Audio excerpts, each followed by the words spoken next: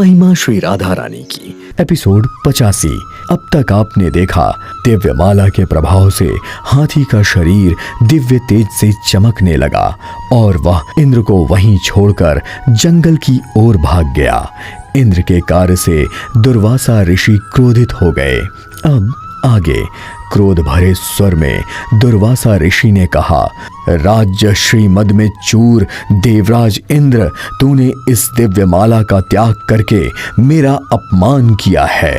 गर्व के कारण स्वयं इसका उपयोग ना करके हाथी के मस्तक पर रख दिया। नियम तो यह है कि श्री विष्णु को समर्पित किए हुए फूल, फल, भोग अथवा जल के प्राप्त होते ही उसका उपयोग करना चाहिए, किंतु तूने अहंकारवश अभिमान के कारण भगवान श्री हरि के प्रसाद रूपी पुष्प माला को स्वयं धारण ना करके हाथी के मस्तक पर रख दिया और इस प्रकार तूने भगवान विष्णु सहित मेरा भी अपमान किया है।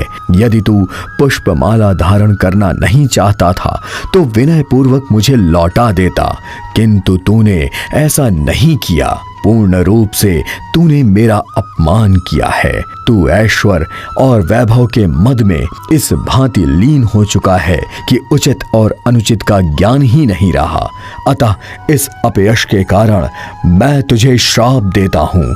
श्री राधा रानी की अंश स्वरूपा महालक्ष्मी के अंश से उत्पन्न स्वर्ग लक्ष्मी तुझे त्याग कर वैकुंठ लक्ष्मी में जाकर विलीन हो जाएं। और उधर देखो देवराज इंद्र, तुम्हारा वाहन भगवान श्री हरि के द्वारा दिए गए दिव्य पुष्प की माला के स्पर्श से ही अत्यंत तेजवान होकर तुम्हारा परित्याग करके चला गया। तब देवराज इंद्र भयभीत होकर बोले, ऋषिराज, आपने मुझ मतवाले को श्राप देकर बहुत ही उचित कार्य किया है। आपने मुझे श्रीहीन होने का श्राप दिया। यह आपकी मुझ पर कृपा है, क्योंकि धन ऐश्वर्य तो विपत्ति का बीज है, उससे ज्ञान ढक जाता है। देवराज इंद्र, यह दिव्य पुष्प की माला जिसके मस्तक पर है उसी की पूजा संसार में श्रेष्ठ मानी जाएगी। दुर्वासा ऋषि के श्राप को सुनकर देवराज इंद्र प्रसन्न होकर बोले, आपके कथन का अर्थ है कि भविष्य में संसार के लोग मेरे प्रिय वाहन हाथी की पूजा करेंगे। दुर्वासा ऋषि ने कहा, नहीं इंद्र, तुम्हारे हाथी की पूजा नहीं होगी, बल्कि आने वाले समय में भगवान शिव के पुत्र का मस्तक कटकर अन्यत्र कहीं चला जाएगा। ढूंढने पर भी शिव के पुत्र का मस्तक नहीं मिलेगा। इस तरह पुत्र शोक में पार्वती जी के क्रोधित होने के भय से समस्त देवता भयभीत हो जाएंगे और तब देवताओं को भयमुक्त करने के लिए भगवान श्री हरि हाथी के बच्चे का सिर काट कर लाएंगे और शिव पुत्र के धड़ से जोड़कर उन्हें पुनः नया जीवन प्रदान करेंगे।